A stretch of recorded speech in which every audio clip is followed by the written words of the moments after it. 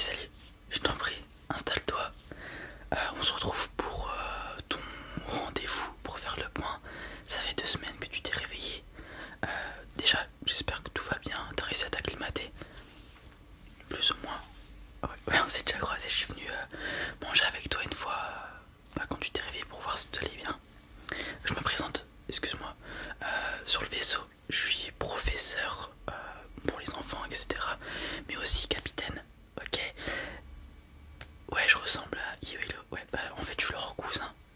Ouais, c'est pour ça qu'on se ressemble un peu. Ah, de toute façon, tu verras, on se ressemble un peu tous sur le vaisseau.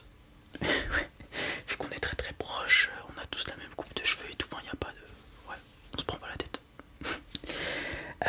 Du coup, voilà, j'espère que tout va bien. Io et Léo t'ont un peu parlé de ce qui se passait sur le vaisseau. T'as pu même le voir par toi-même maintenant. On a tous un métier qui est attribué. Et du coup, aujourd'hui, j'aimerais savoir quel métier on va te donner pour que tu puisses vivre au sein du vaisseau. Et après, on parlera de ce que tu veux faire sur le vaisseau. Je crois que c'est Léo ou Io, je sais plus, qui m'a dit qu'il t'avait un peu expliqué qu'on était assez ouvert d'esprit et que quand on recueille des humains, ça nous est déjà arrivé qu'on les dépose sur des planètes, etc. Donc on parlera de ça après pour voir ce que tu veux faire. Et après j'aurai quelques questions aussi sur ton passé. Ok. Donc tout d'abord, qu'est-ce que tu faisais comme métier sur Terre avant qu'on te cryogénise? Agriculteur. Alors j'ai une question toute simple. Est-ce que tu veux refaire le même métier? Ça nous éviterait de te faire passer un examen approfondi assez long. Sachant que on a besoin d'agriculteurs parce que on a une bouche à nourrir en plus. En ce moment c'est pas la mer à boire, mais on sait jamais. Et c'est pas comme sur Terre à l'époque où si on avait une mauvaise récolte on pouvait acheter à d'autres agriculteurs. Là en autarcie, on dépend que de nous-mêmes. Si la plantation, les récoltes est foutue, c'est famine. Ok, donc c'est très important d'avoir beaucoup d'agriculteurs. C'est pas dur en termes d'effort physique parce que presque tout est automatisé. Cela dit, faut constamment surveiller les plantations, les insectes, etc. pour pas qu'il y ait de maladies, de champignons, je sais pas quoi, je sais pas quoi. Ok, donc c'est beaucoup de surveillance de plantation. Et aussi, bon après ça dépend si tu le faisais, mais un peu de biologie. Ouais, tout ce qu'on a ici, c'était génétiquement modifié pour que ça soit comment dire, avec le meilleur rendement possible. Ok. Ouais. Tu verras probablement que les légumes, tout ça, que tu avais quand tu étais sur Terre ne sont pas les mêmes qu'à l'heure actuelle. Ils ont le même nom probablement, le maïs, tout ça, mais ça sera pas la même tête si je puis dire. Ok. Donc on repartirait sur agriculteur. Ok. Merci à toi. Non, de toute façon je crois qu'on te l'a déjà dit. C'est des journées plus ou moins courtes parce que comme on est quand même assez nombreux sur le vaisseau, on arrive à faire des roulements assez souvent. Donc on travaille pas tant que ça, pardon, sur le vaisseau. Et on a beaucoup de temps libre pour oublier un peu tout ce qu'il y a autour. On te l'a déjà dit, ouais. Donc on partirait sur agriculteur. Ok, donc je te mettrai sur la plantation 4 je pense, parce que c'est là on a notre plus vieil agriculteur, donc il pourra t'enseigner tout ce qu'il y a à voir, à savoir. Et tu prendras la relève, il part à la retraite dans pas si longtemps que ça. Ouais, on a un système de retraite, ouais, tout à fait. Ok, super. Maintenant, par où commencer? Qu'est-ce que toi tu voudrais faire? Est-ce que tu voudrais rester avec nous? Il y a de la place, t'en fais pas, ok? Faire ta vie, trouver une femme ou un homme, peu importe, et vivre avec nous. Faire tous les petits trucs qu'on fait, les sorties parfois extravéhiculaires, quand on va sur des planètes pour revendre nos minerais, etc., etc., acheter du matériel. Ou alors on te dépose sur une planète, ok? Sachant que d'ici un mois, on doit aller sur la planète B43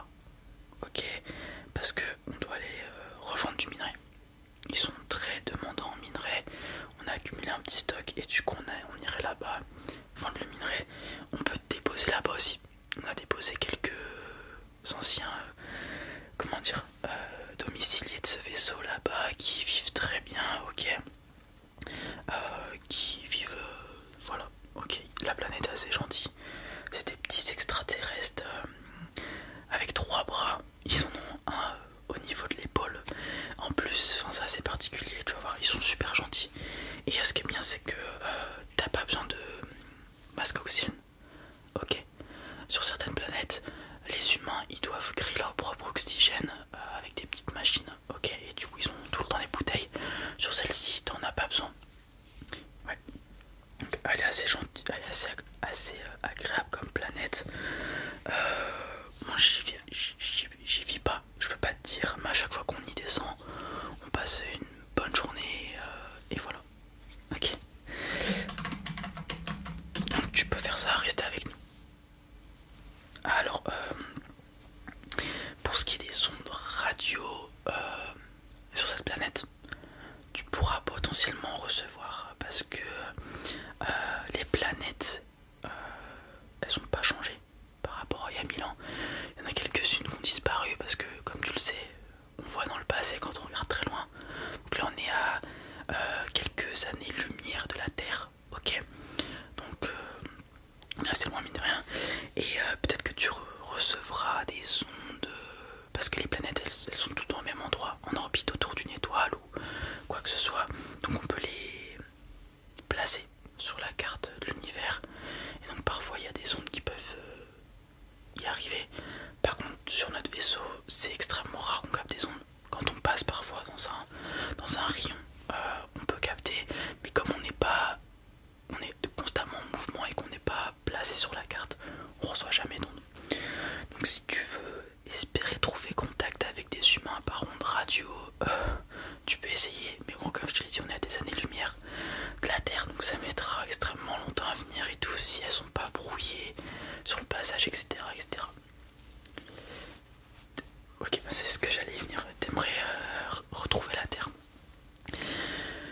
Alors ce que je peux te dire, déjà dis-moi, c'était en 2100 que t'es parti, c'est ça?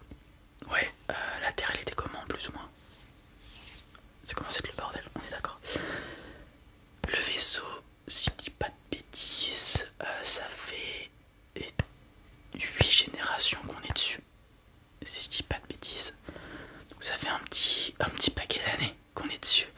Et au moment où on est parti, c'est ma famille, moi, qui a construit un vaisseau et qui a pris ses amis proches et qui est parti.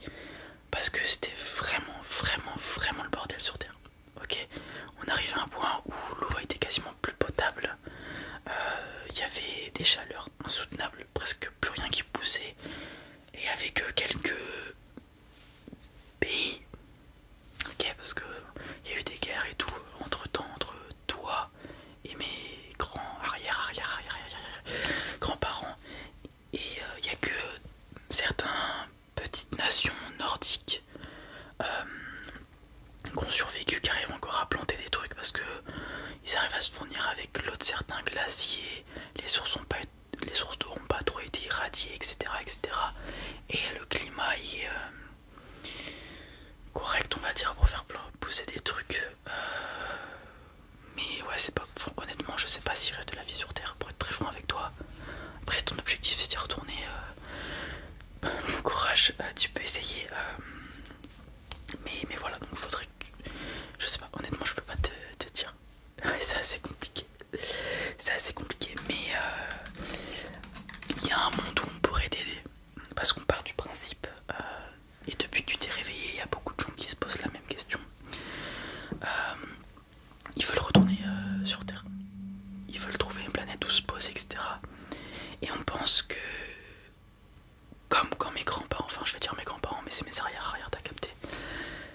Comme ils sont partis et qu'il y avait déjà plus grand monde sur la Terre, on pense peut-être qu'avec tous ces siècles passés avec une civilisation ultra réduite sur Terre, on pense qu'il y a une possibilité qu'elle soit devenue à minima vivable dans certaines régions.